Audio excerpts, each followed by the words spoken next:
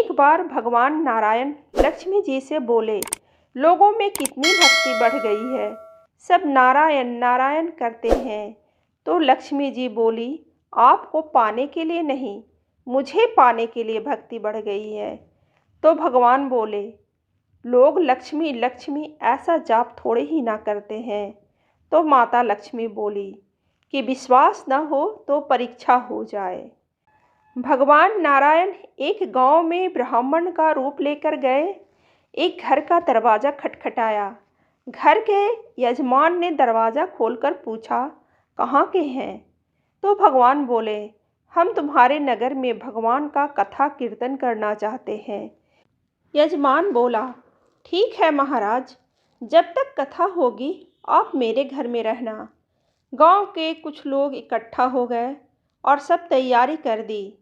पहले दिन कुछ लोग आए। अब भगवान स्वयं कथा कर रहे थे तो संगत बढ़ी।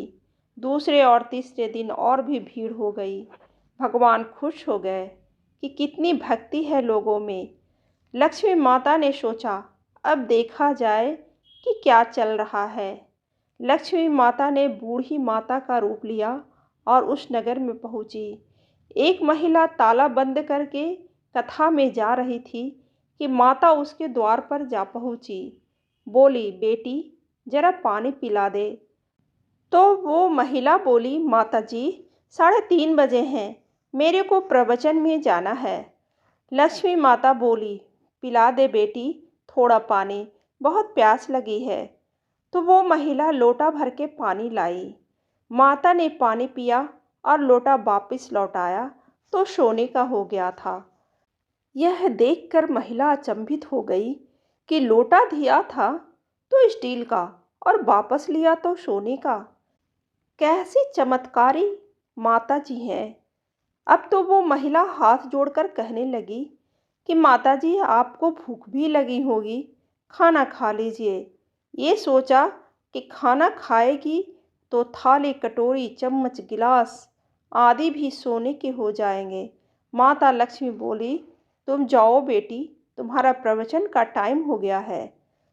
वह महिला प्रवचन में आई तो सही, लेकिन आसपास की महिलाओं को सारी बात बताई।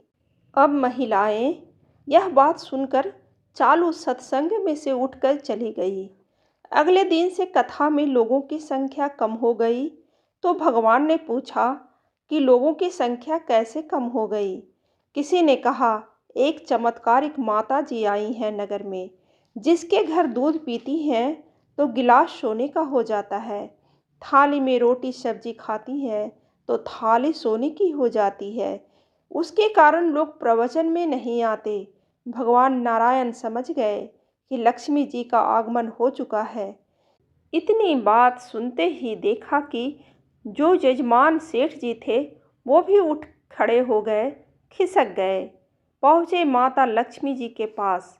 बोले, माता मैं तो भगवान की कथा का आयोजन कर रहा था और आपने मेरे घर को ही छोड़ दिया।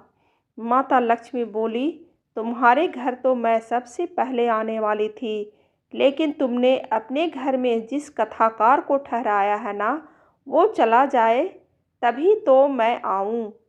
सेठ जी बोले, बस इतनी सी बात, अभी उनको धर्मशाला में कमरा दिलवा देता हूँ। जैसे ही महाराज कथा करके घर आए तो सेठ जी बोले, महाराज आप अपना बिस्तर बांधो, आपकी व्यवस्था अब से धर्मशाला में कर दी है।